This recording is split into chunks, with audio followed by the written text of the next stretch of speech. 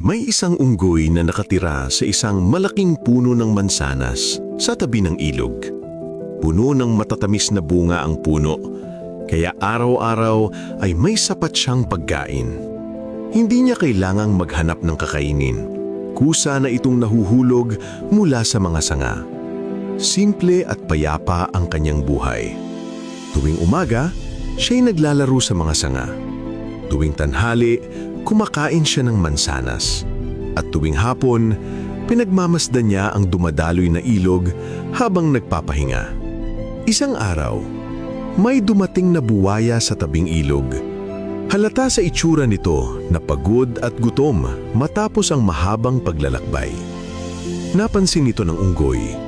Naawa siya, kaya kumuha siya ng ilang mansanas at inihagis pababa. "Para sa'yo," sabi ng unggoy. Naggulat ang buwaya. Hindi siya sanay na tinutulungan, lalo na ng isang hayop na hindi niya kakilala. Kinain niya ang mga mansanas at nagustuhan niya ang lasa.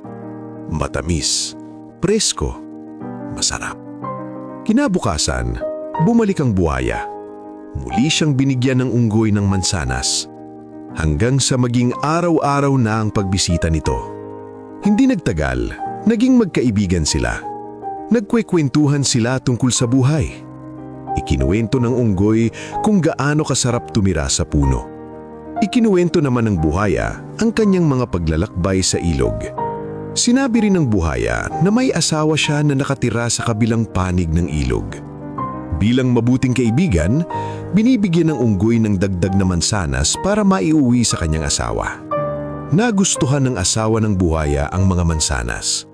Pero hindi niya nagustuhan ang pagkakaibigan ng kanyang asawa at ng unggoy.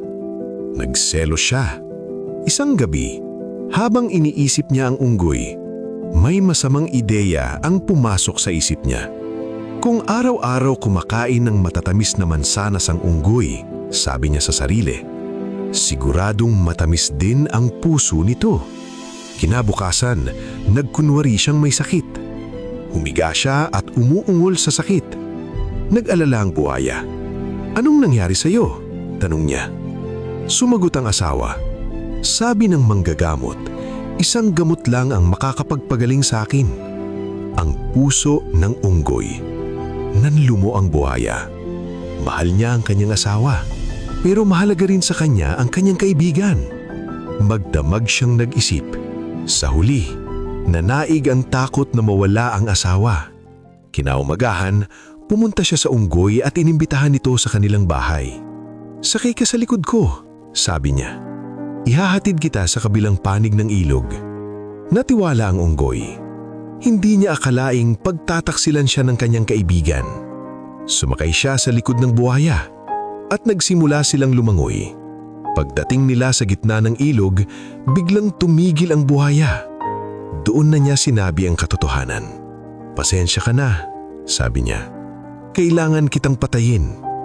Yan ang hiling ng asawa ko." Nanlambot ang unggoy.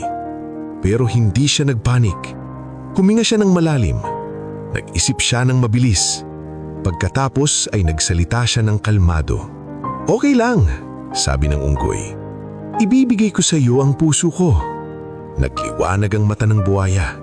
"Pero may problema," dagdag ng unggoy. "Naiwan ko ang puso ko sa puno ng mansanas. Ibalik mo muna ako para makuha ko." Hindi nag-isip ang buhaya. Naniwala agad siya. Bumalik sila sa puno. Pagdating doon, mabilis na umakyat ang unggoy sa mga sanga. Ligtas na siya.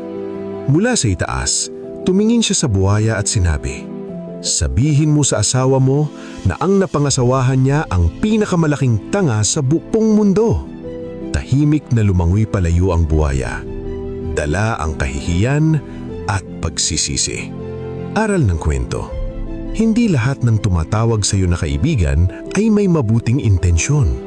May mga taong lalapit sa iyo hindi dahil mahalaga ka sa kanila, kundi dahil hinihintay lang nila ang tamang pagkakataon para gamitin ka. Ang tiwala ay pinaghihirapan, hindi basta ibinibigay. Mag-isip muna bago magbigay at manatiling alerto kahit sa mga taong palaging nakangiti sa iyo.